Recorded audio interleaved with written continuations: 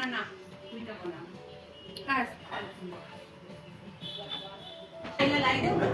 भयो साइडमा भएकोलाई आइचो बाबा ज्ञानी हुनु भनेको मान्नु घरको रक्षा गर्नु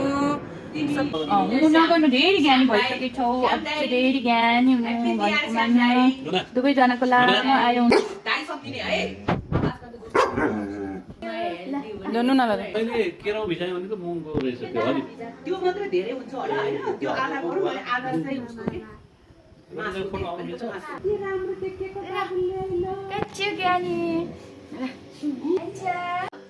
अनि चम्चा देऊ न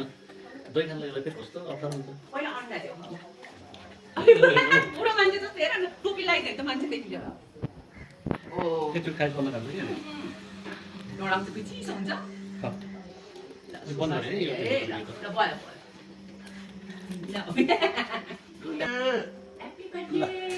ह्यापी बर्थडे हौ त फोटो के हैन ए फोटो है